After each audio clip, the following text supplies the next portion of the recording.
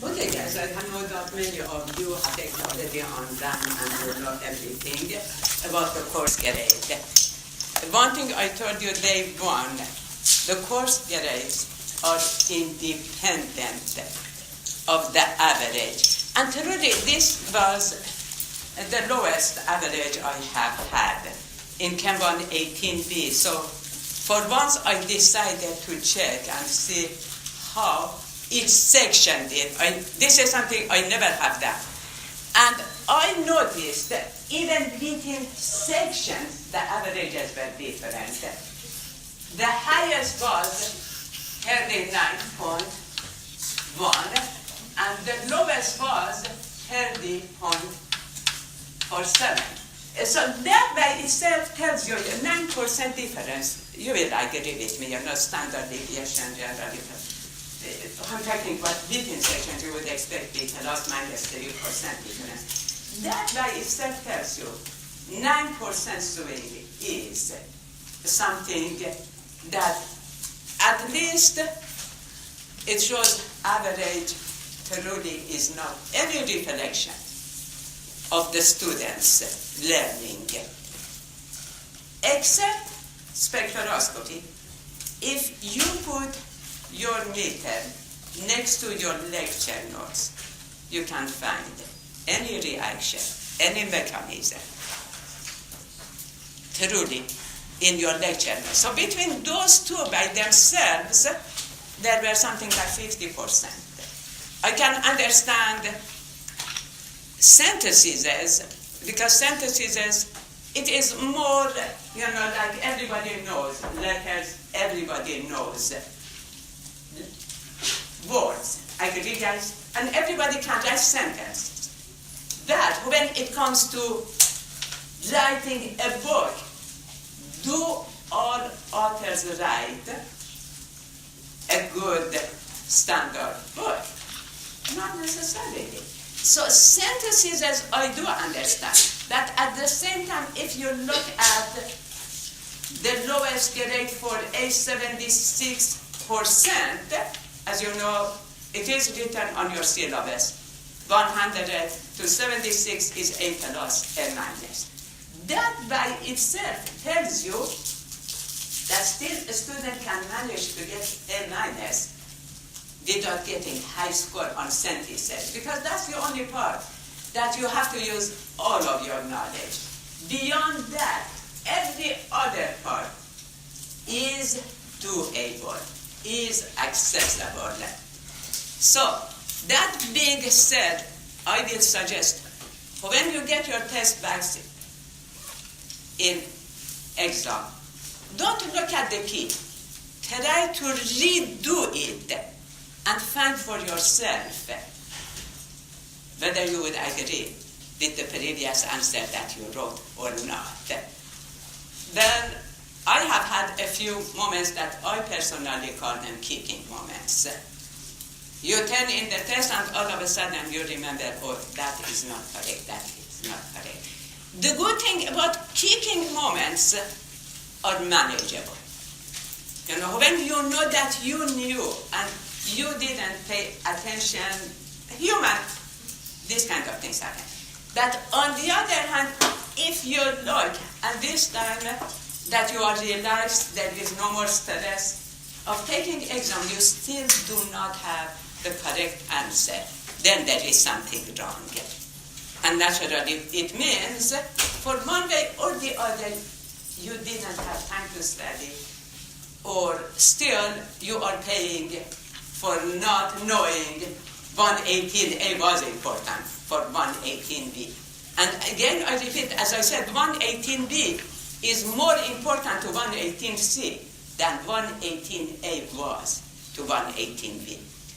118B, all of the reactions that you learn, honestly, if you go and make a summary sheet the way I made for Chem 118B, you will see your summary sheet does not have enough information, has only one chapter, chapter 12 in 118B. So that we could easily review, we could easily catch up. That if we don't know 118B, in 1 month, which we will start 118C, I'm going to be honest with you right now. There wouldn't be enough time. So you truly want to do whatever it takes to understand the materials. One exam by itself does not truly determine your overall course grade. Because no matter what, at most, one exam is 25-26% of total course grade. But naturally, when they add up, they do add up, and they would have effect on your course grade. And that's the only talk you are going to hear from me. So with that in mind, I am going to start to talk about chapter 14. To be more exact, we are talking about Diel's order reaction.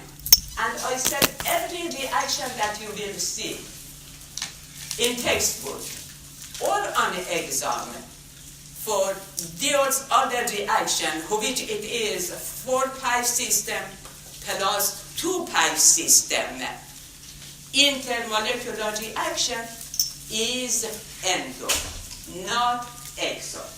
Now, by endo, I said what we mean.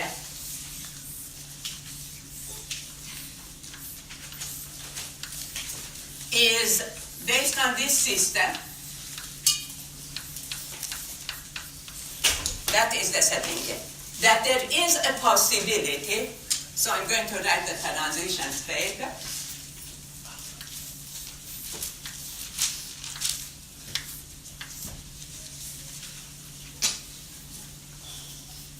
even though it won't make any difference, this one is more achievable. We know that the reaction happens on the surface. So, either the species that they are making bonds with pi bond, they can come inside. Endo means within. So they can come inside, which energetically is more favorable. We have less steric hindrance, is going to be faster reaction. So activation energy, just keep in mind, activation energy for kinetic reactions always are lower than activation energy for thermodynamic. That's why we said kinetically, Diel's order reaction or endo addition. And naturally, when it comes to Diel's order, endo means using heat. Exo means using light. So the exo would be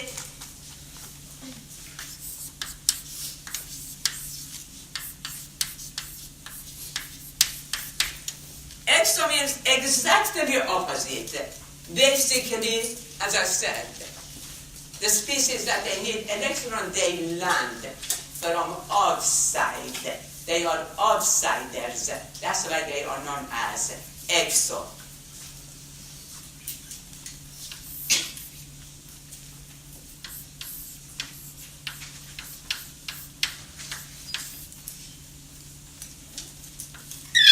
I'm sorry.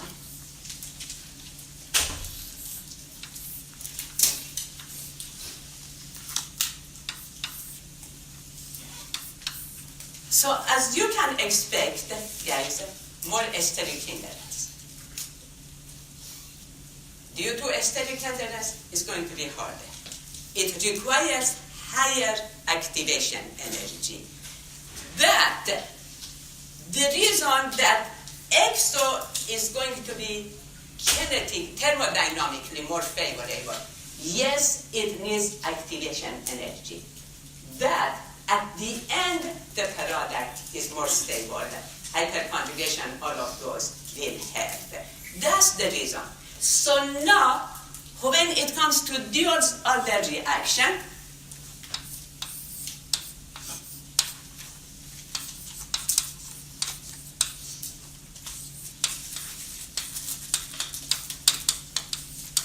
so this reaction truly experimentally or proven that they work exactly as we do predict.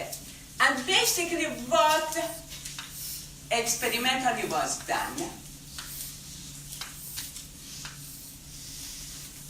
keep in mind they picked the best conjugated diene you can find. The reason I am saying for that is, first, it is activated.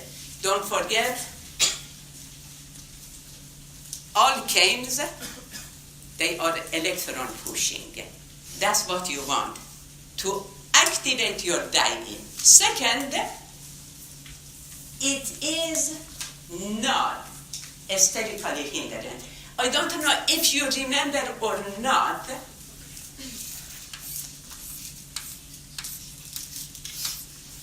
well, this one, we are using activated diene.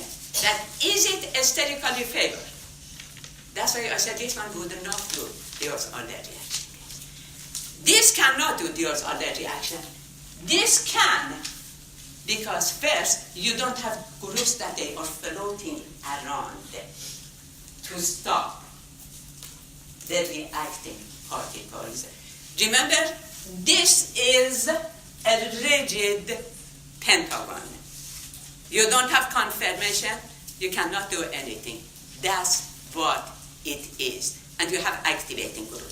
Now, they reacted, as you would expect, with a very good dienophile.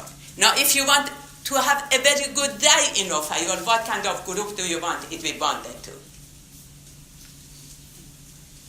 Deactivating group. Okay, guys? In this case, you want to take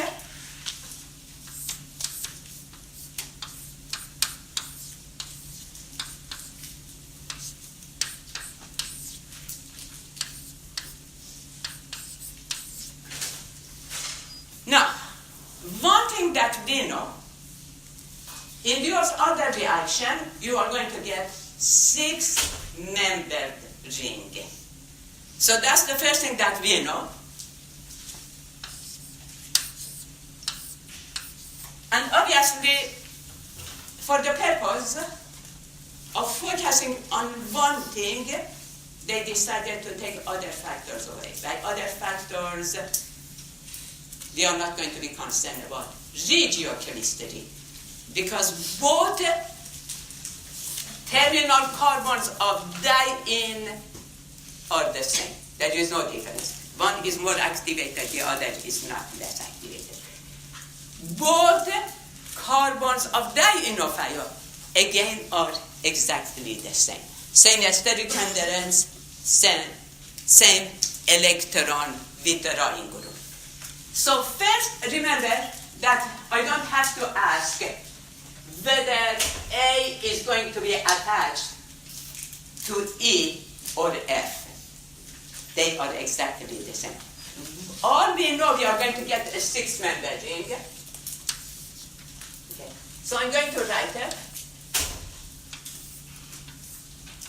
6-membered ring.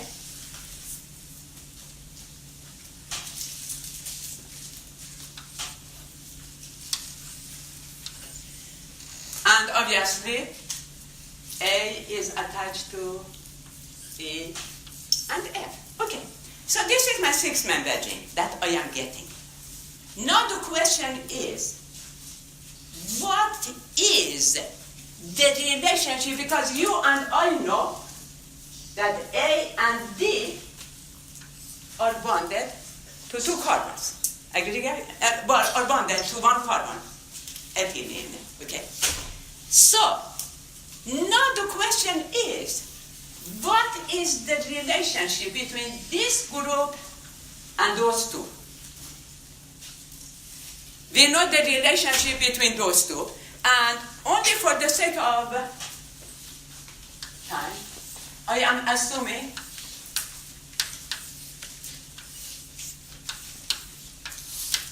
because I know they are cis to each other. They were cis to each other from the very beginning. That's what I expect to have. Now the question is, what is the relationship between this group and CH2? Are they cis or are they trans? I don't know if you have had a chance to look at the class website, electrocyclic reaction, guys. Did you? Okay, thank you for being honest. Basically, what I have written, and I clearly have pointed out, I said, what is the relationship of this group, methylene group? What is the relationship of methylene group to sigma bond, guys? Cis. Either of the two that you look, it is cis. I have pointed out, and I said, this is obviously the bumper speed, isn't it? This is the group. Remember that endo addition, your pi bond is coming within this. This is the group that it is in your way. It is slowing you down. You keep your eyes on this group, guys. Any group that is there, the groups that they are trans, they are out of your way. They don't have any effect. The group that it is cis to sigma bond. Do you remember as cis? Cis to sigma. The group that is cis to sigma one, that is the one that is slowing you down.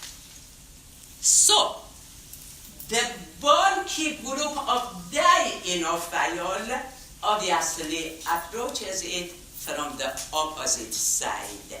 So what I am saying, this methylene group is relationship to those two has to be cis or trans.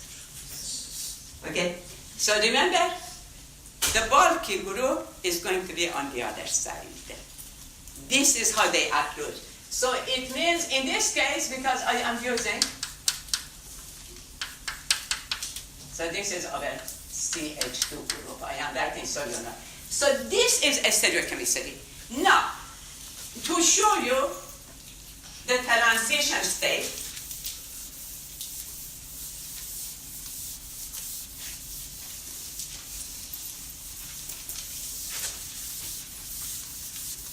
because these reactions are one step concerted. They are not step by step. So we will look at the transition state.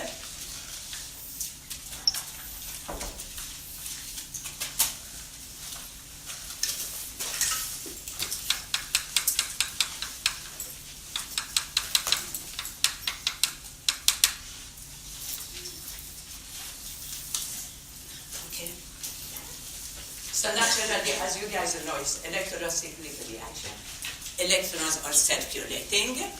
Our dienophile is coming to make bond. So these are the pi electrons of dienophile that they are trying to make bond.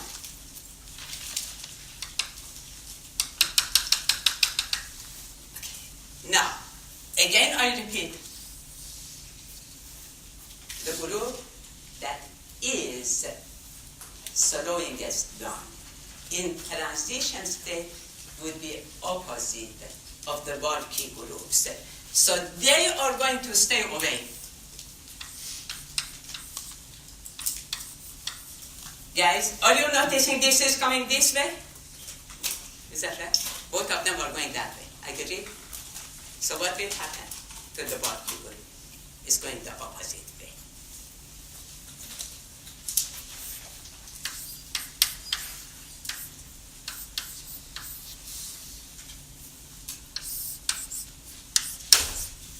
Obviously, by heat, I mean about 0 degrees Celsius in this case. You have activated diene, you have activated dienophile. Room temperature by itself is good enough. So when the reaction is completed, Now I'm going to write the 3D form.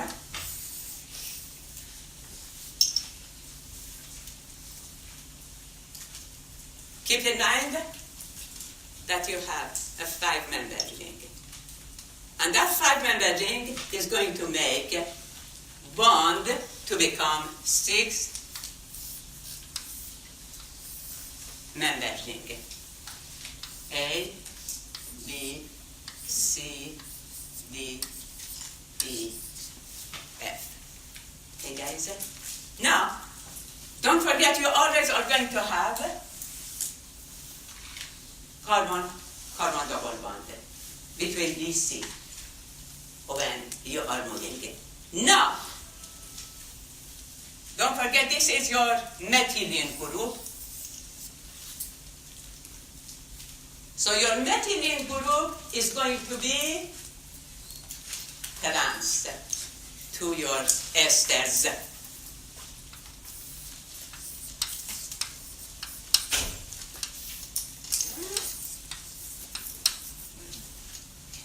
So this is a stereochemistry of Diels-Alder reaction, endo addition. To get exo, you have to use UV light gas, not heat. And again, I repeat, your textbook does not have any example of intermolecular Diels-Alder reaction. All, without exception, are endo, same thing on exam. You will not have any example of exo addition. So now that we know how this kind of reaction are working, so far we have been concentrating only of stereo. Now, how about regio? Professor, is it more faster, we get a better result by activating the dienophile or by activating the it won't make any difference. As long as at least, and keep in mind, the way you are activate one is exactly different from the other one. Okay. You activate die-in by adding what, guys? Donating. You activate dienophile by adding withdrawing. So, see, again, that's why I am saying everything in chemistry is relative. One thing that one time is activating, in another time it will be deactivating. Keep that in mind. If you add alkyl group to your dienophile, in reality you are not activating it. Okay? So keep in mind, guys, everything is relative. So now that we know stereo, we are going to focus on regio. All you guys are done, because I don't need workspace and I want to stay in the middle so both groups be able.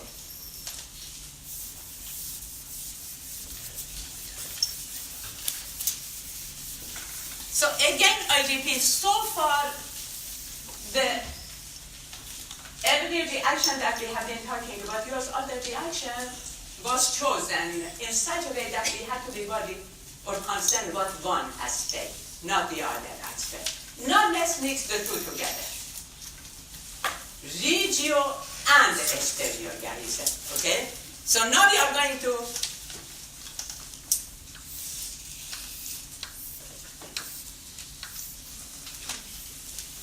I hope you are noticing the two terminal carbon of die-in, the two carbons that they get involved in the action.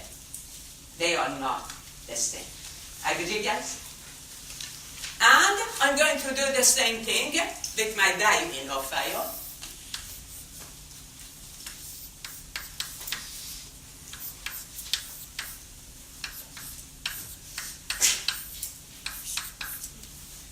Okay? So, of course I am using activated die-in. Of course I am using activated dienophile. That one thing that you see for yourself, this time the two carbons of die-in and dienophile that they do get involved in reaction are not exactly the same. So, A, B, C, D. Okay. So I know those four are ABC. Now the question is, which of these E or F? That's the question. So this is something that I know. I know I'm going to get 6-man bedroom. The question is, which one is E, which one is F? A few minutes ago you heard me, I said Diel's order reaction, or one-step concerted. It means everything, bond breaking, bond formation, everything happens at the same time. It means there are not such intermediate as cation or anion. That I'm going to share with you a secret, and I'm not kidding you.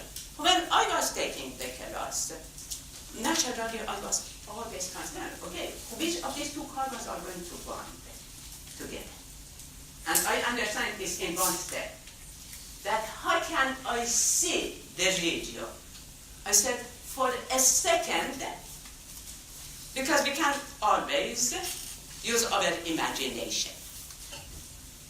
So, for a second, imagine it is a reaction that goes through intermediates of cations and anions. So let's see, if I was going to write intermediate,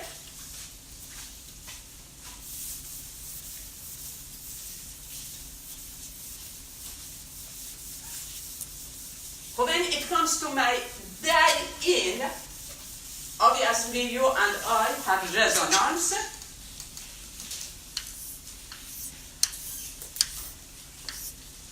So, because I have such a thing as resonance,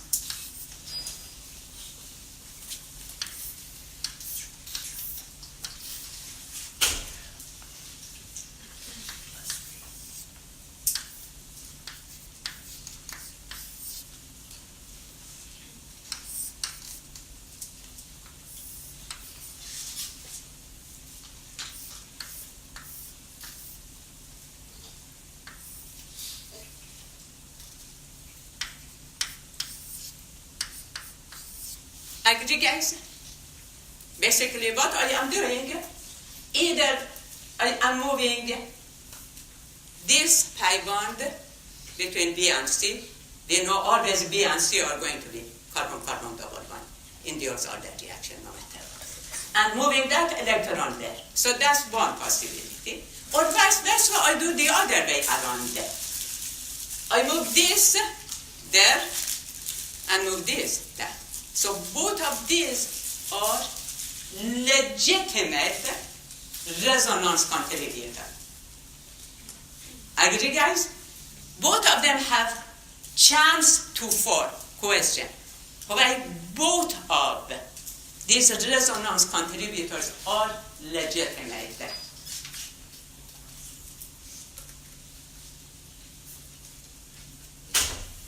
Allylic system. In both cases, your anion is allylic, your cation is allylic. It doesn't matter. Both intermediate, that's why both of them can exist. Both of them can contribute if we were doing electrophilic addition. Don't forget. Now I will do the same thing with dienophile.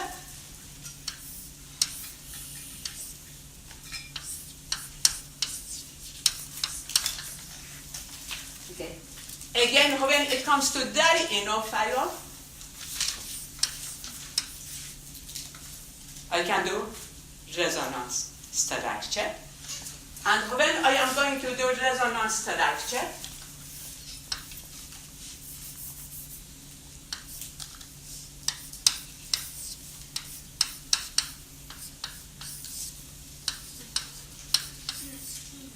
or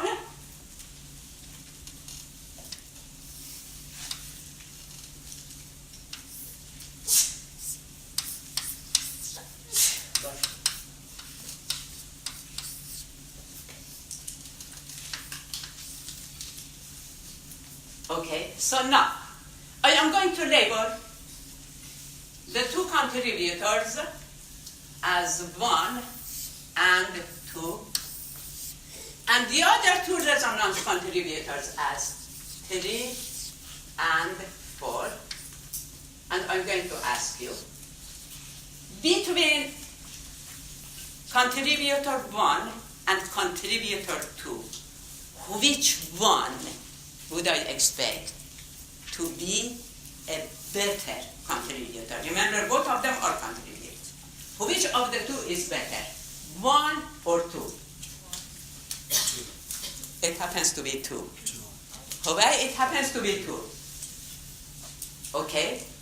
When it comes to negative charge, do you want the negative charge on more substituted carbon or less substituted carbon?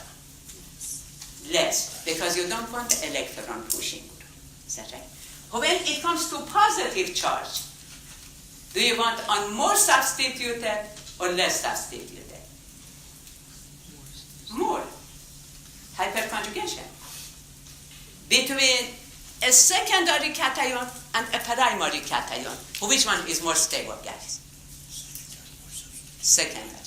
Between a primary anion and a secondary anion, which one is more stable? Primary. Okay, guys? So keep in mind that positive and negatives don't work the same. Allylic is magical, because in all cases they can exist, but still relative stability doesn't change. Still, they are cation, still they are anion. And allylic is common denominator. So when something is common denominator, you go by the principle that you always have been taught. More substituted cation, more stable cation. Less substituted anion, more stable anion. So when it comes to our conjugated diene, obviously this is the better resonance contributor. Now let's look at dienophile. Between structure 3 and structure 4, which one is more favorable? But do I have to give? No, I'm sorry. I was going to give you a hint. Do I have to tell you this is positive? Do you want to have two positive charges next to each other? Definitely not. Whereas, guess what? Once you have this one, you get another resonance contributor, which you didn't have there. Why?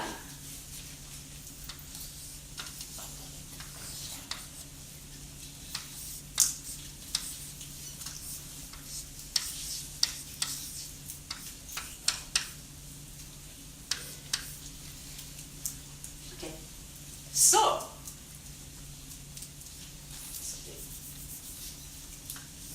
where is my allylic? Okay, so in reality, I did not write that for a few seconds intentionally to see if you are paying attention. It's not good to have two positive. Is that right?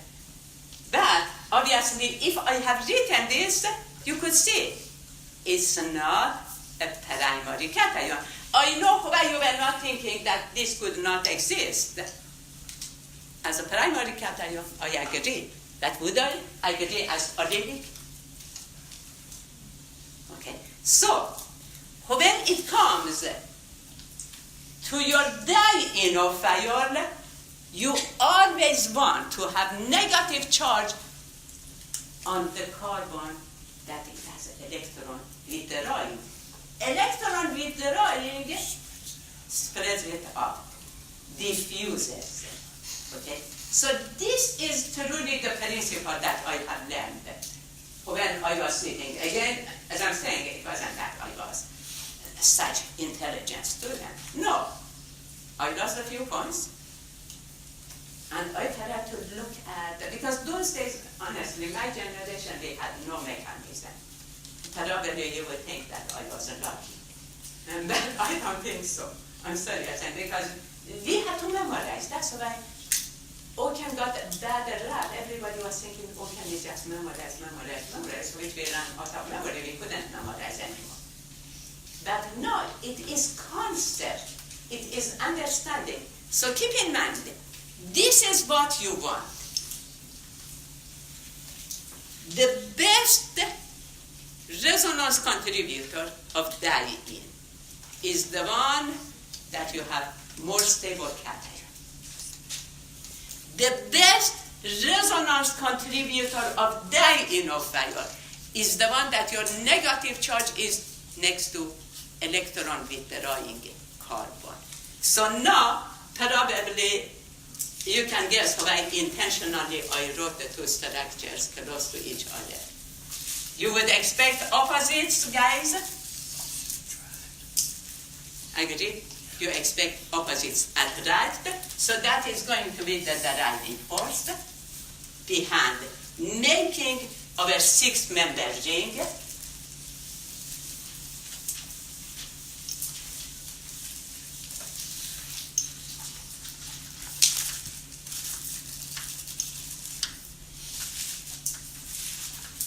Okay, so now I know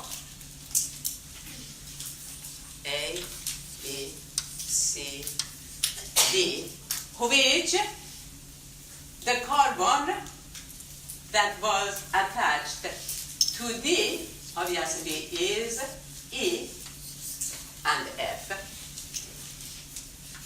E and F. So this is my six-member ring. I got the regio, guys. I got the regio, now a stereo. What do I mean by a stereo? What is the relationship between the metal group? So I'm going to rewrite it. So for now, let me just put it on. So we know this is CH3 and E was the one that had aldehyde. Okay. So this is regio. Now a stereo. So when it comes to a stereo, what would I expect to be the relationship between metal group and aldehyde, guys? Remember? Thank you. Yes. You are wrong. And I will tell you why. Remember, again, I was going to tell you, remember. You keep your eyes on which group? I never said keep your eyes on the bulky group, on diene, did I? I said keep your eyes on the group that is cis to sigma bond. Groups that they are trans to sigma bond, again, they don't interfere. They are not in your way in endo addition. We are talking about endo addition. Endo addition, the only groups that they cause problems are those groups. Even if they are hydrogen, they are in your way. So I said keep your eyes on any group that is cis to sigma bond. We are not keeping on our eyes on bulky group of diene. We are keeping our eyes on the group that is cis to sigma bond. And naturally, I would expect this group to be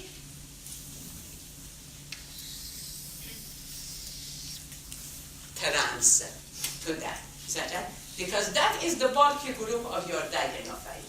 So the bulky group of dienophile will be in transposition relative to the group that is cis to sigma bond. So,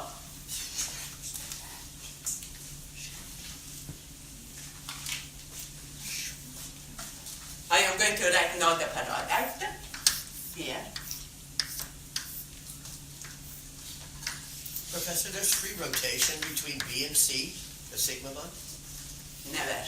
And once, not in final product. Yes, here you have free rotation. But if you exercise your free rotation, would it undergo the other reaction? Only which conformer of diene undergoes a reaction? Yes. S6. So you have free rotation, that wouldn't do you any good because it cannot undergo. It's waiting until it rotates into the cis position. Only S6 undergoes the reaction. You're welcome. So this is something that I have said. And generally we don't write hydrogens. This time I am going to write that. Again I repeat. Group that was cis to your sigma bond will be trans to bulky group. Again, I cannot re-emphasize. Do you see the two bulky groups are cis? Because of the transition state. Because transition state is the one that makes it happen. So these are everything else you need to know about regio and stereo. Last but not least, molecular orbital theory. Because don't forget, again, there are always orbitals that make it happen.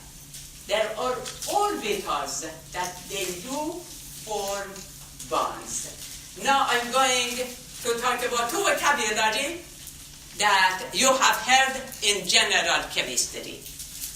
When it comes to molecular orbital theory, deals all the reaction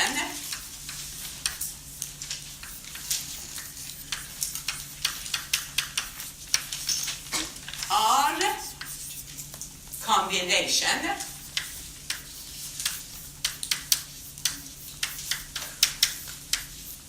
of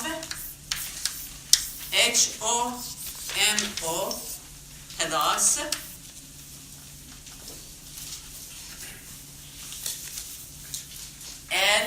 LUMO.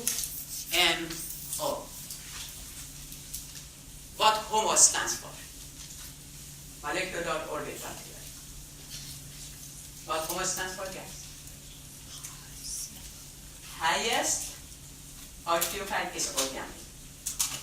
Highest occupied molecular orbital. What LUMO stands for? Lowest unoccupied. These other reactions are always highest plus lowest. It doesn't matter which of the two is HOMO, which of the two is LUMO. You cannot have two HOMO to make the final product. You cannot have two LUMO to make the final product. It's always HOMO plus LUMO. So now first, let's again go back to our Chem 2A and review those.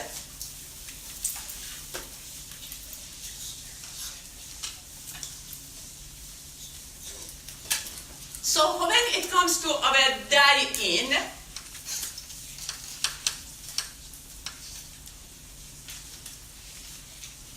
what are the total number of p orbitals that they get involved in those other reaction? Diene, how many p orbitals? Well, we said 4 plus 2, didn't we? So diene has how many p orbitals? 4. You can see it. Every carbon has p orbitals. Okay? So when it comes to diene, they have 4 p orbitals. If you have 4 p orbitals, how many molecular orbitals do you expect, guys? You expect 4. Naturally, the lowest is going to be all 4 are interacting.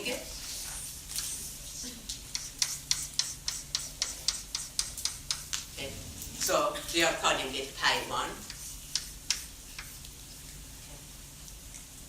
4 are interacting.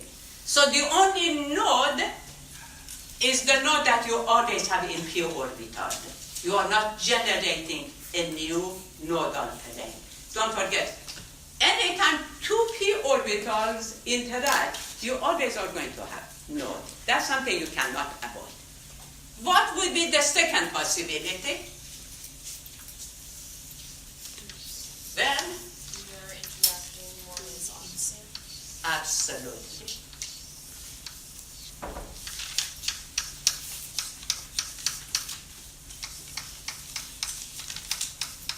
Okay, so you have two sets that they are, on each set, two orbitals are talking to each other. Okay? And then, what do you have here, guys? Here is node. So, you have two bonding, one anti-bonding. What is net? Bonding or anti-bonding? 2 minus 1 is still bonding. So we have two bonding molecular orbitals. Obviously, the third possibility would be to talk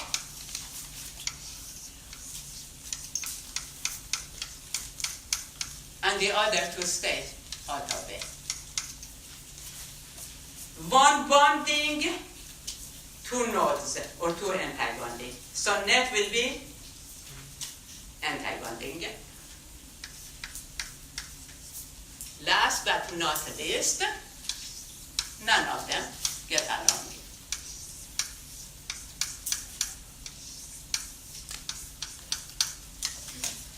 So all are anti-bonding. Okay. So we have a total of 4 pi orbitals. Now, we have 4 pi orbitals. What are the total number of electrons that they are going to occupy these 4 orbitals, guys? How many orbitals are there? 4. You have 2 pi bond, total of 4 electrons. Naturally, you will start, as always,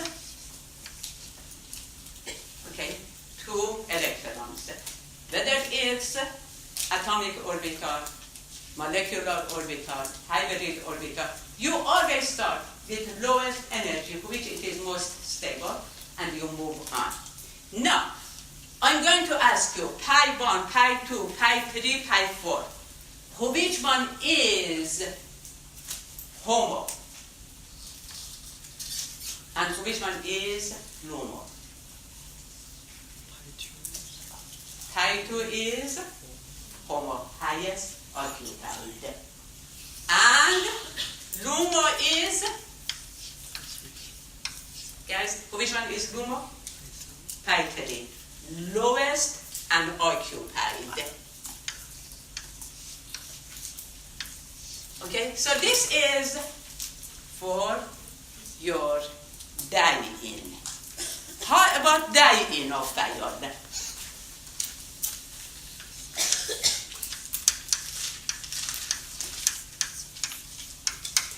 Now, when it comes to die-in of fire, how many p orbitals get involved in reaction? 2. So this time we have 2 p orbitals, 2 atomic orbitals, for which it makes it easier for us.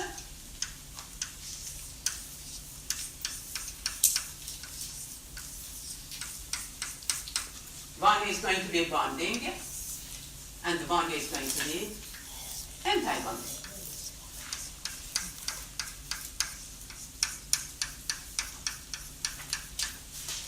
Which it means, obviously,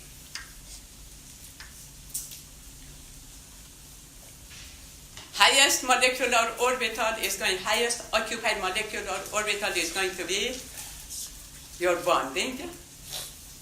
And the lowest unoccupied molecular orbital is going to be anti-bonding. So this one we have only two, okay guys? So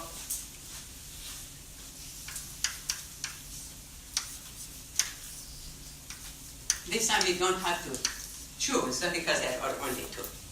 So now let's see why those other reactions always are homo plus LUMO.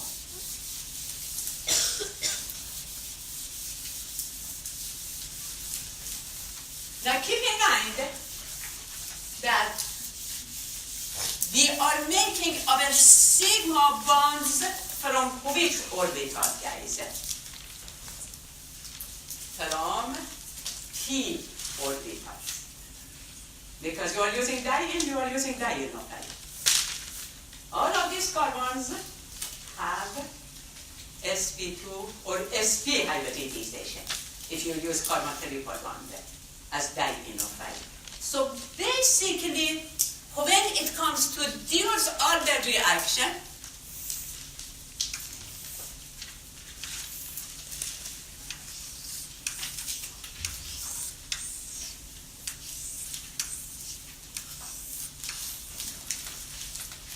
I will remind you, those other reaction,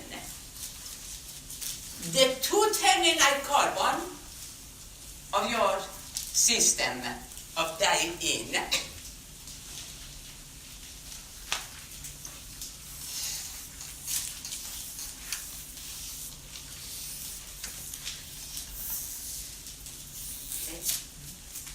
your dienophile, diene.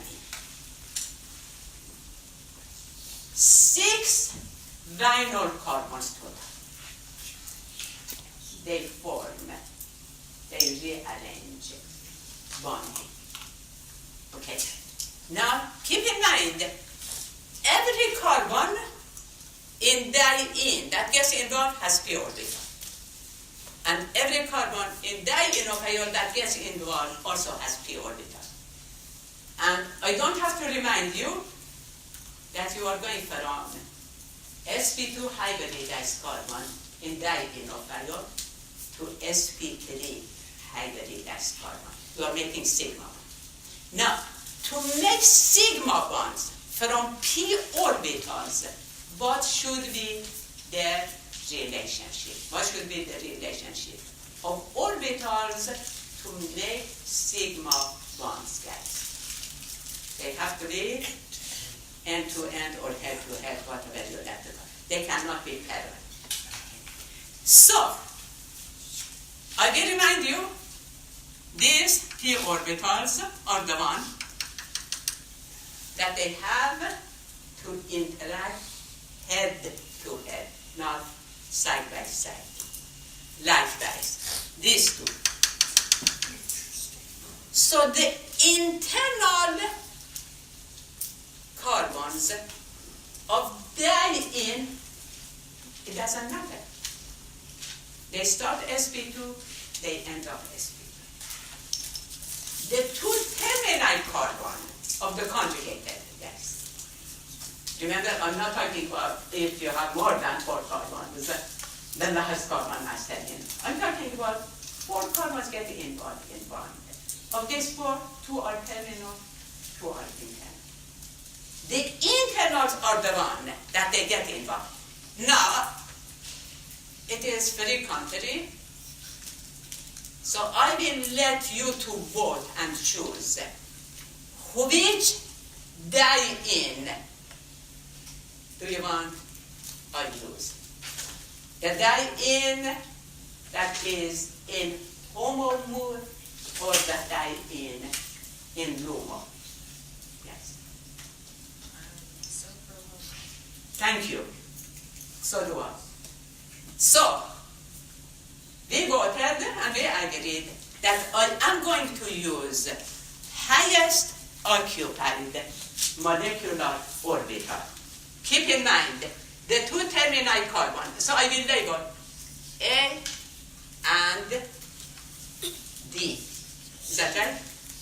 Because there are 4 carbons, A, D, C, D. So look at A and D. Are these two molecular orbitals are in phase or they are out of phase? A and D. They are out of phase. So keep in mind, that's what we chose.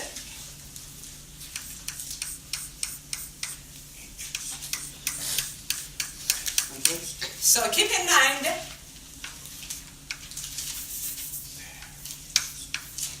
our die-in is using its homo orbitals. Now, I'm going to ask you, when it comes to this orbital, do you want it to be shaded or unshaded? You want unshaded, is that right? Because you want to be in phase to make sigma bond. When it comes to this one, do you want it to be shaded or unshaded? Shaded, because again they have to be phased. Now can look at your die-in of diode and tell me, is this homo or LUMO? LUMO. Okay, so truly, again, it is based on the principle that we know how bonds form. For this reason, when it comes to Diels order reaction, according to molecular orbital theory, always is homo plus LUMO. That's the only way that you can make sigma bonds from p orbitals. They be in phase end to end or head to head. That's molecular orbital theory.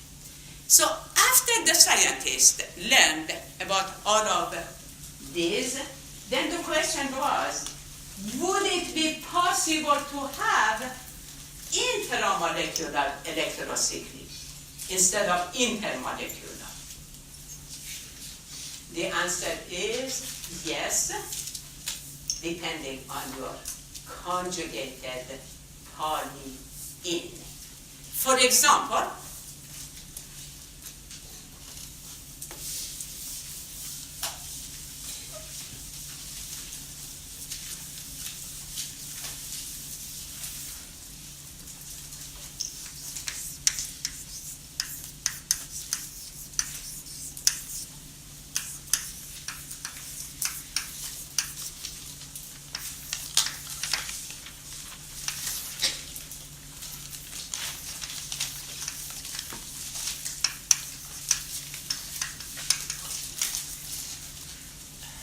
when it comes to poly-ins,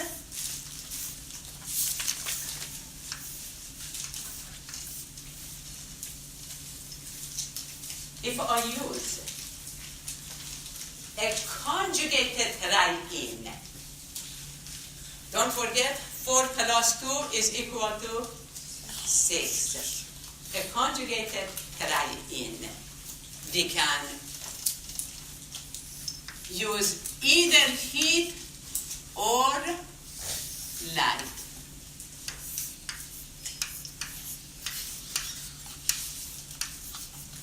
And make a 6-member ring conjugated therein, which obviously is a lot more stable than a conjugated ring, guys. Again, don't forget, anytime you exchange a pi bond for sigma bond, you are going to have stronger molecule. As long as it's only conjugated. And the reason I'm telling you, because in a few minutes I'm going to start to talk about aromatic compounds, which is totally different story. So when it comes to 4-member ring, yes, no problem. One thing that I want to mention, your textbook has such a thing as con-rotatory and dis-rotatory.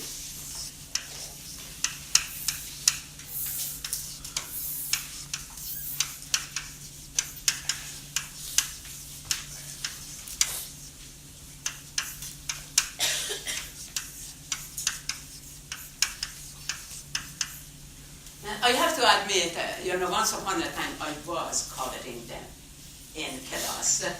That in past 8 years I have dropped them, and mostly no professional examination is using this system. And because these are, I'm talking about the two vocabulary, and they are talking about a stereochemistry of your system. Because the viewers are there, they know it. It's a little bit easier to see. With polyins, it's not so easy. But I mean, for example, if you use substituted isomers, you get totally different compound, of course. I'm talking about, they are isomers, they are totally different establishment. And that would take me something like 60 minutes to 90 minutes to explain to the class. And then I realize I am wasting the students' time. And because again, I believe they are not on professional examination. Your textbook is talking about this rotatory, conrotatory. I don't want to spend any time because you are not responsible, you won't see it. The only thing I can, you'll be able to make a 6-member ring, no matter what, guys. So keep in mind, whether they are substituted or non-substituted. If you have a conjugated triene, what I mean is,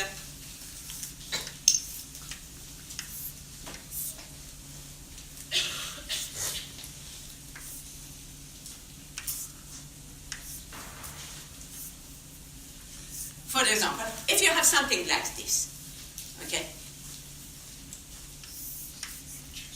and I am using heat, obviously I get a 6-member ring.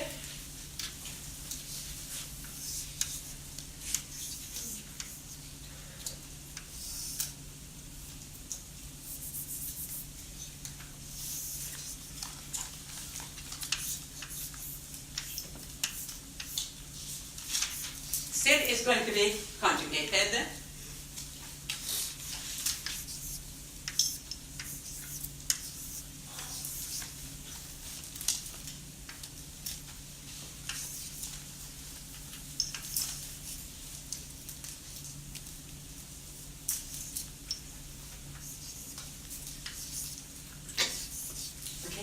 Now, you have two methyl group, you don't know whether they are cis or trans. All I am going to do, I am not showing a stereochemistry, guys, okay? Because this is the one that conrotatory or disrotatory will determine, and it is a little bit more involved. That's why I am saying, eliminate those two, but I expect you to be able to write the structure of 6-member ring. On the other hand, how about using just simple conjugated diene?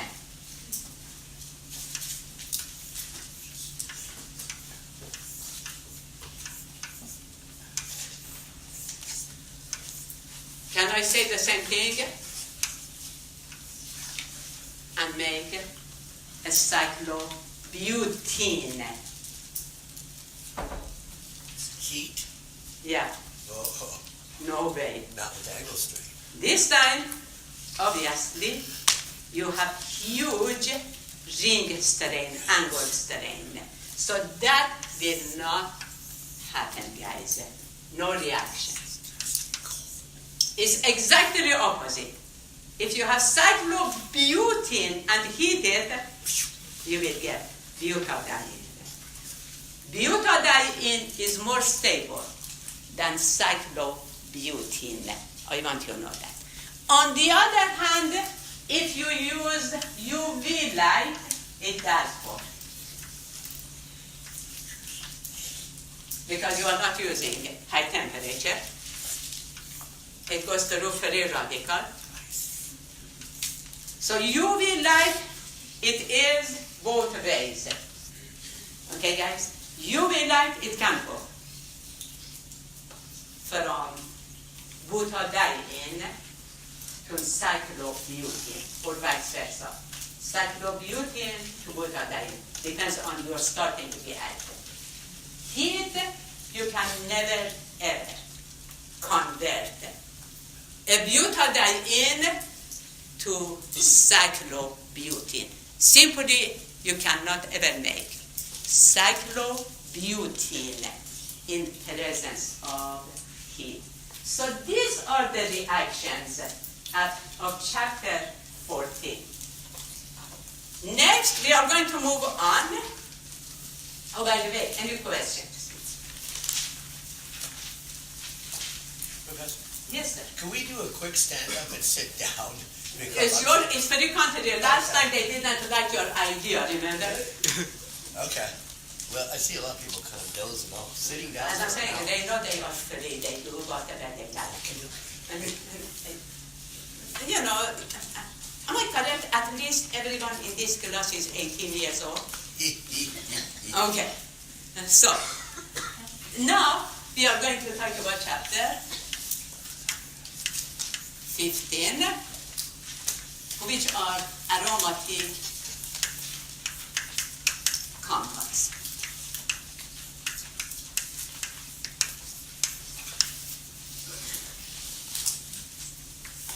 And the reason that this class of compounds are known as aromatic compounds, it started with this compound, which today you know its name is benzene.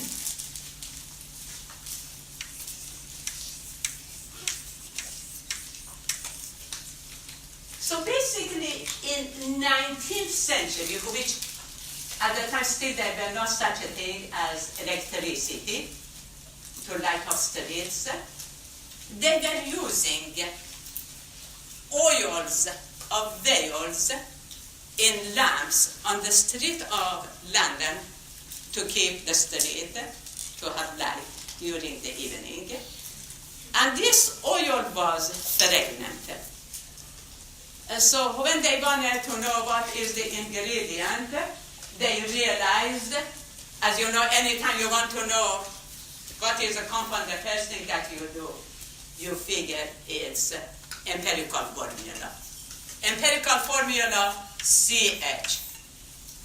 Yes, as soon as you say empirical formula is CH, would you expect it to be saturated or unsaturated? Definitely unsaturated. Then they figured the chemical formula, it was C6H6, which obviously now is telling them they have huge hydrogen deficiency. So the question was, okay, this compound has hydrogen deficiency, which it means if it has hydrogen deficiency and it is only hydrocarbon, you expect what, guys? Carbon-carbon double bond or carbon-carbon triple bond. What are the very first two tests that you will do to know whether you have carbon-carbon pi bond or not? One would be, yes. So I had both from the two sides. Good, my hearing are working, guys. Thank you. So,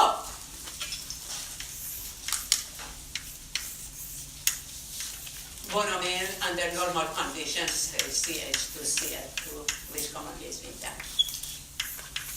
Or any other solvent like that, no reaction. They did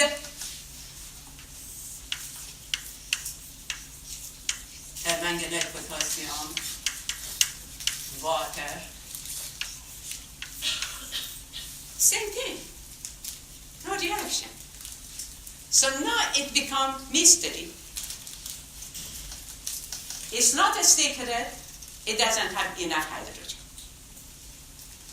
But why it is not behaving. So one scientist took the task of determining the structure of the compound, which his name pretty much is, I think, when it comes to chemistry, household name, truly. I have no doubt from the very beginning of general chemistry you have heard his name. Is that right? Where did you hear his name? Kekulé structure instead of Lewis structure. Remember, Lewis structure, you have to use dots. Kekulé, we just use ones. So he had his name previously. So he took the task of determining the structure of this compound. And it happened that he truly was spending a lot of time, and any model that he was proposing, when they would find a compound, guess what? It would react.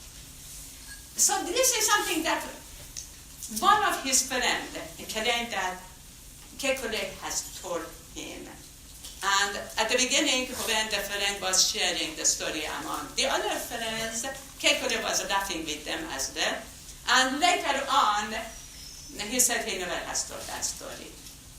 I was not around, so I could never ask which of the two were telling the truth, but I will share you the story. Basically, part of the story is something that I know it has happened to me quite often. And probably when I tell you, you will say, oh yeah, you have similar experience, guys. What happens the night before exam? You've been studying and you stay late, which is bad idea. Seriously, over and over, it is proven that students go and take good night's sleep. No matter how much study they have done, they will do better than those that they stay awake and use coffee or whatever else, and then they go and take the test. Now, Kekulé said that, he was working on the project and probably he was using a lamp that was burning that oil with benzene, and he gets very tired and he just falls asleep. I wouldn't call it falling asleep, saying you get fainted. Truly, you're so tired that you cannot do anything else. But he says in his dream, he sees that a snake is biting his tail. And somehow, I'm going to tell you, that's the part that I said probably has happened to us. In my case, you are really tired, you fall asleep, then what do you have in your dream, which is nightmare? You are taking the test. And you can't remember anything that you have studied. And I'm not kidding, still have been subjects that I was not good at. And even today, after a century, I still, sometimes, when I go to sleep, I am taking the test. And again, I'm failing it at this point, which is truly scary enough that wakes you up. And as soon as I realize I am awake, I'm so glad that I don't have to take that test. And I'm so happy. But the thought, so the Kekulé says, when he sees that, he truly was scared, wakes up, and he says, I found it, and his wife says, next morning, please see your psychiatrist. So, Kekulé said it was giving him the idea, because before they couldn't believe that a conjugated polyene is sickly. But Kekulé said, after his dream, he thought, if a snake can bite its own tail, a conjugated polyene could bite his tail too, to be sickly. And this is the time that Kekulé suggested that this is the structure of benzene. Now, as we all know, when we are drawing the structure of benzene, we have 3 alternating double bond, 3 alternating single bond. And we all know between double bond and single bond, which one is shorter? Obviously double bond. So benzene, if it is a polyene, it is expected to have 3 long bonds, 3 short bonds. But experiments, even during Kekulé time, show it would not make any difference. All these 6 carbons would behave in every aspect identical. So when he came with, of course, a lot of scientists did not accept his structure for that reason. They said this structure has 3 single bonds, 3 double bonds. And that doesn't go with chemical characteristic and physical characteristic of benzene. Same bond length, same bond energy. All 6 hydrogens are exactly equal, regardless. So they say it doesn't go. Kekule was the very first scientist that he used the word that today we call it resonance. That resonance that Kekule used, because it was before the time that we knew about orbitals, guys, was totally different. Basically, he said, one structure resonates into another. You know, similar to conformers, guys. So, when Kekule used the vocabulary of resonance, he meant equilibrium. But he said this equilibrium is so fast that it is not favored in bond direction. It is equal. It's 50-50. So the vocabulary of resonance, again, was developed before that time. We even knew about orbitals by Kekule. But today that we know about molecular orbital theory, about orbitals, we know that when it comes to benzene,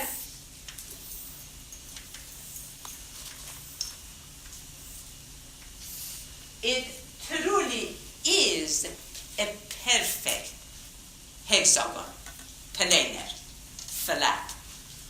And this hexagon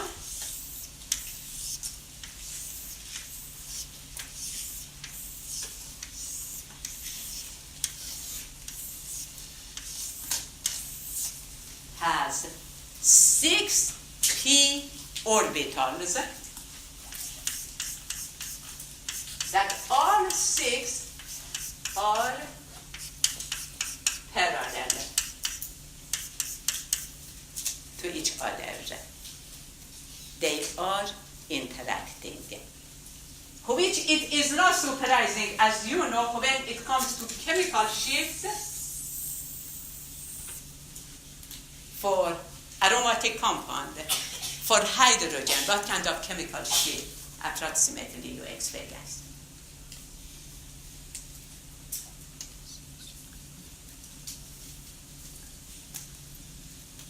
Chemical shift for aromatic compound.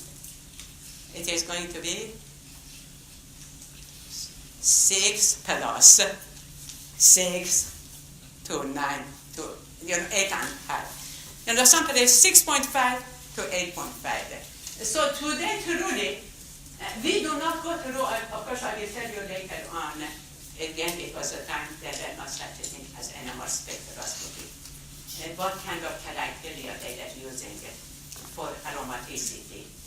Today, the fastest way that we know whether a compound is aromatic or not is spectroscopy. If it is highly unsaturated, just take proton NMR. And if you find chemical shift above 6, you know it is aromatic.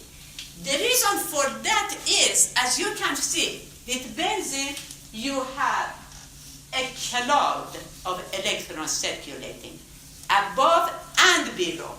Don't forget also.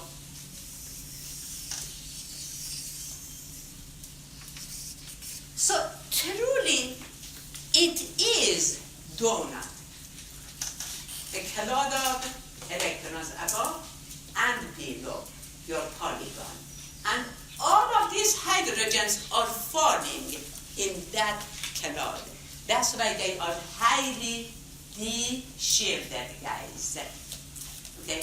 Highly de-shielded. So you will see those kind of chemical shifts. That before we talk about aromaticity, as it is our common practice, we will name aromatic compounds.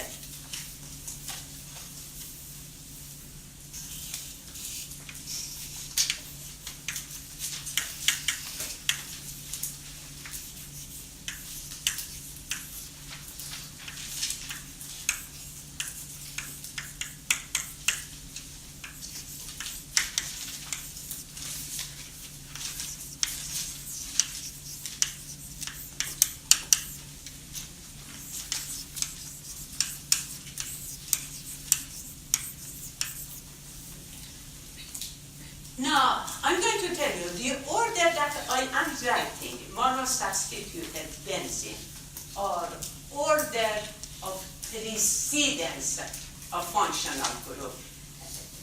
You know, it's hard to believe. In 1 month, we will start to talk about chapter 19, which it is carboxylic acids. Carboxylic acids are the mother of organic chemistry, guys. Of organic compounds. Of course, carbon is the mother. That carboxylic acids are the mother of all organic compounds when it comes to nomenclature. If your compound has carboxylic acid, the last name is going to be ic acid, no matter what. Okay, guys? So, again, I repeat.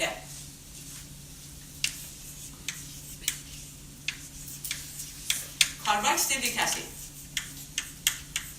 Once you have CO2H, any molecule, once you have CO2H, you must have the ending of ic acid. And I hope you are noticing these 2 words.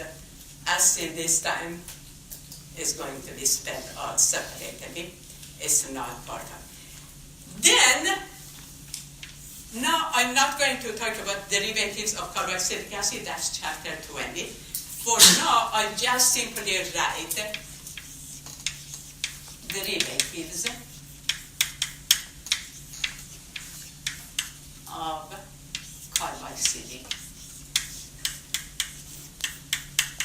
acid.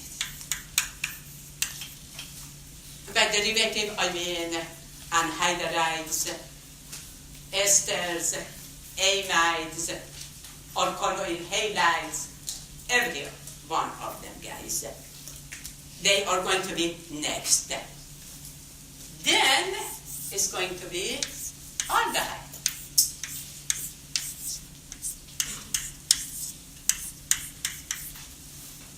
Okay, guys. So after carboxylic acid and their derivatives, aldehydes have highest precedence. In this case, it's going to be dense aldehyde.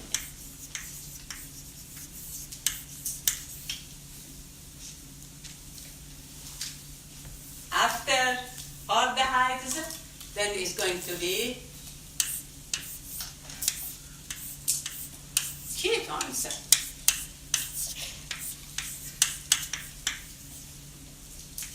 Acetophenone.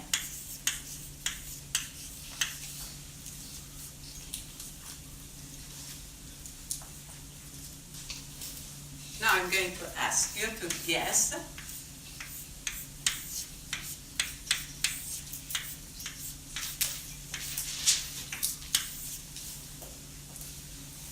the name of this compound.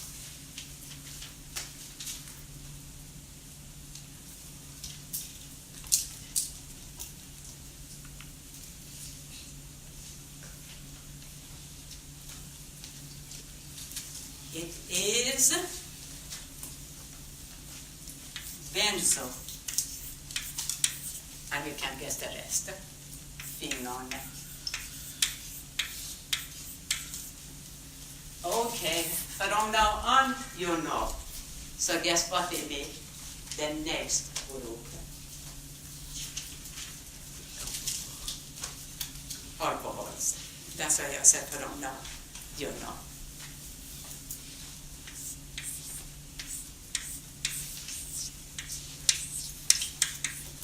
Which it is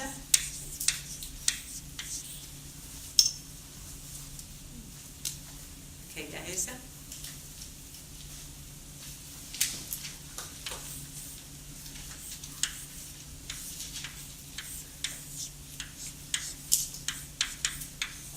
By the way, amines are last functional group, guys.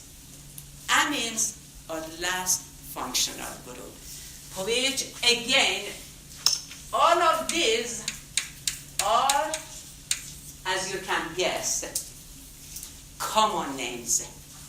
When it comes to aromatic compounds, common names are a lot more popular than systematic nomenclature. Now, speaking of aromaticity, I have no doubt that the compound that I am going to write, you all have smelled.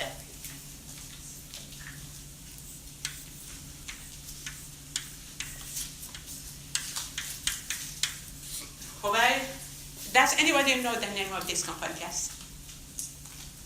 But by the way, you have seen it in CHE118A. Of course, not all by itself, with something else.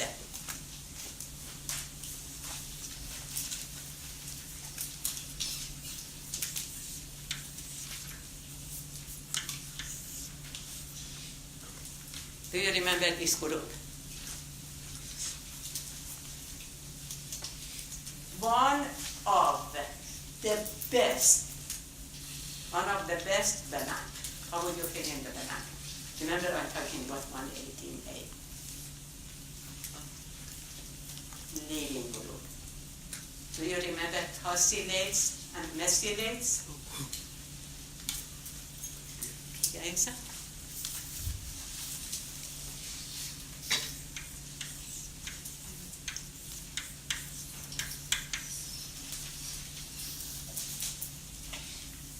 Basically, the best leading groups are any group that it has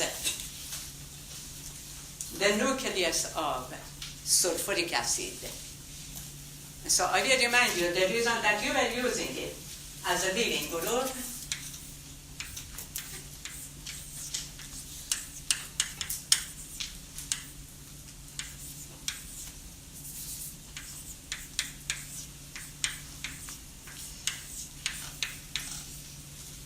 SN2 reactions. So your nucleophile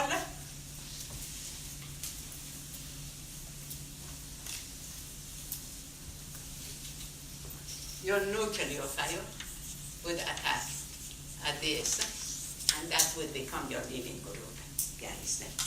So you had tosylate, methylate similar to that, except instead of benzene is phos methyl group, guys.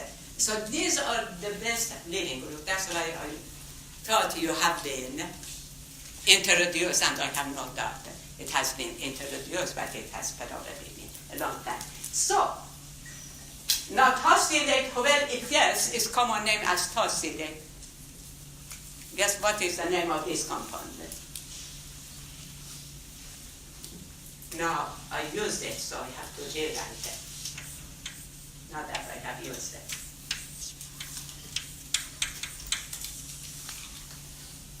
Guess what is the name of this that I can name? I have no doubt you all have smelled. It is toluene. Well, the reason it is tosylate because it is toluene sulfonate. So that's how it gets its name. So this is toluene. Now why do I claim? I have no doubt that almost all of you have smelled it. Anybody has smelled fresh paint? This is the salt. Okay, guys, so that aroma of fresh paint is because of toluene. That is the solvent in fresh paint. So this is as monosubstituted. And again, I repeat, you will see the systematic name or IUPAC name for almost all of these compounds as time goes by. For example, when I'm talking about aldehydes, I will give you both common and systematic or aromatic. And guess what? That common name always is more popular. The same thing, the only thing that probably you know what will be the systematic name for this compound. And remember, how do you name alcohols? You drop E, you replace it with OL. So benzene.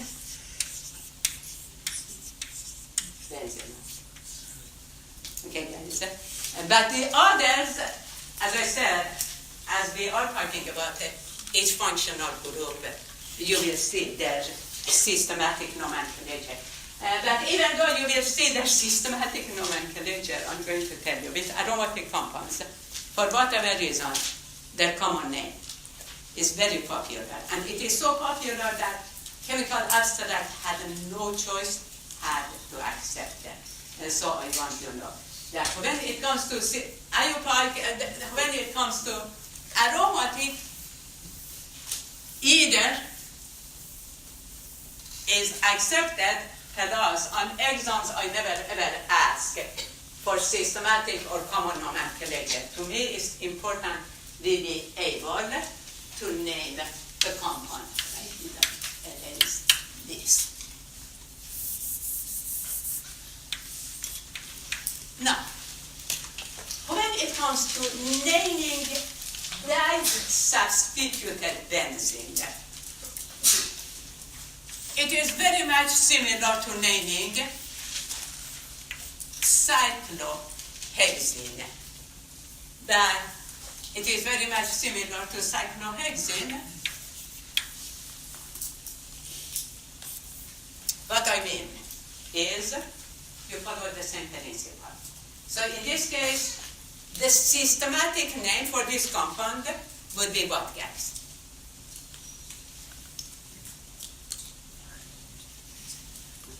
Are we absolutely? From either of the two carbon, your lowest possible numbers are going to be 1 and 2, which in this case will go by alphabetical ordering.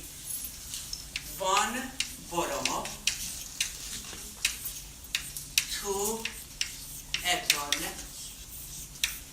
benzene. Now that being said, in common nomenclature, 1, 2, you simply use the letter O. So either 1, 2 or ortho bromo ethyl benzene, guys. 1, 2, you will replace it with O. So in this case, O bromo ethyl benzene. So keep in mind that 1, 2, which we will use O, stands for ortho. 1, 3, it would be what? Meta, lowercase m, and 1, 4, p, para. Only for benzene. When it comes to cyclohexane, there is no such a thing as ortho-meta-para. So these ortho-meta-para are only for aromatic compounds. So that being said, I'm going to ask you to name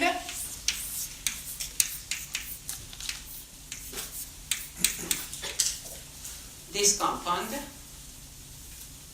which for sure in past couple months it has been very popular.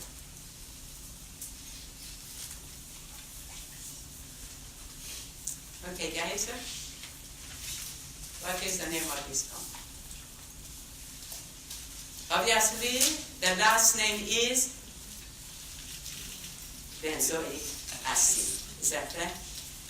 The last name is benzoic acid. NH2 is substituent. In what position? Para. What is the name of NH2? Came to see, guys, as a ligand. Amino. Para, amino, benzoic acid. Now, why did I say in past couple months it has been very popular? I don't know how many of you were going outside in sun without using SP, 30 or something. Am I correct? This is, if I'm not mistaken, the very first of compound that was used. Guys, as SP, whatever number they are giving you. And the reason that these compounds absorb, and keep in mind, when it comes to sun, we are concerned about UV. P orbitals, they do absorb UV light. And the more conjugation, guess what? The better the absorbance. And this is the reason that pretty much any suntan lotion that we are using, any SP, has a lot of conjugation. And aromatic compounds are the most popular ones when it comes to that. So these are as far as naming that substituted. Now that being said, the question is, how about if benzene is a substituent? Okay, guys? Remember, alcohols have precedence over hydrocarbons. There is not any hydrocarbon that has precedence over alcohols. You saw in the scheme that I gave you. So this is alcohol. To be more specific, which alcohol? Your alcohol has one carbon, which it is methanol. So, what would be the name of this alcohol, which its last name is methanol? Well, you have CH4, CH3, you call it. Okay, I want to go there, guys. I will let you go in a couple minutes, okay? No, 4 minutes. You have CH4, you call CH3. Okay. You have C2H6, you call C2H5. You have C6H6, you call C6H5. No. Why not? Because, okay guys, so C6H5, so I'm going to write C6H5, obviously CH2OH. C6H5 is,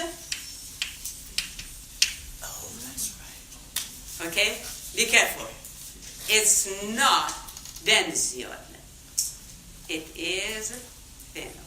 So this is phenolmethanol.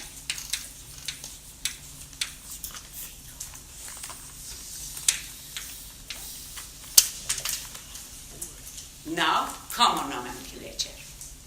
Can you guess what is common name?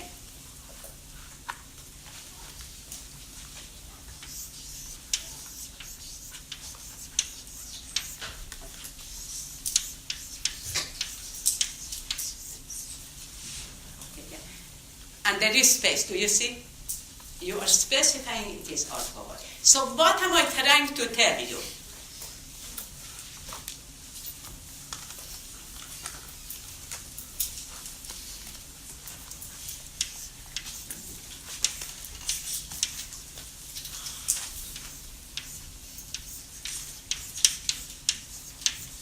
This group is benzyl. Okay, guys.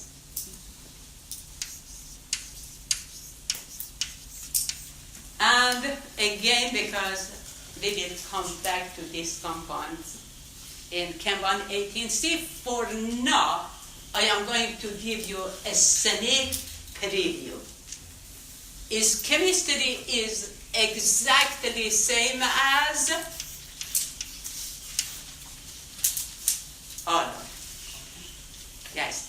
Why the chemistry of this carbon is exactly the same chemistry. What did Adol have? A sigma bond was separated from the other. Remember the carbon was separated by a sigma bond from a double bond. So the chemistry of benzyl, what I am trying to tell you is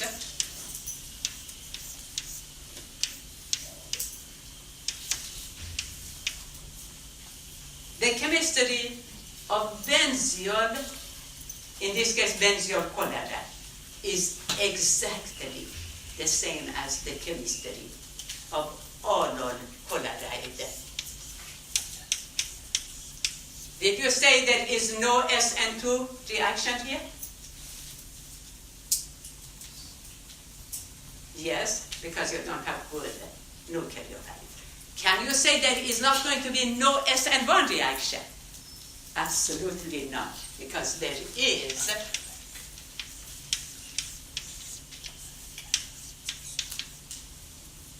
There is benzyl cation. So I want you know. So this is as far as aromatic compound. Tomorrow I will start lectures by aromaticity. Those of you that you are in our section, I know that FDA has sent you email and has told you that in case you didn't pick up your test, you can pick it up from me. My apology, I didn't bring them with me. You can come with me, pick it up, or I will bring it and I promise tomorrow to lecture. So it is your choice. Either walk with me and pick them up, or wait until tomorrow. Have a nice day.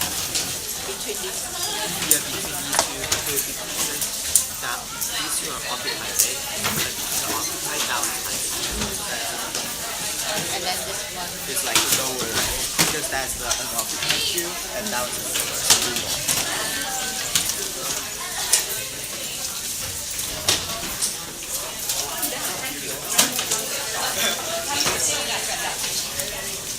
For example, today, I used the different chart.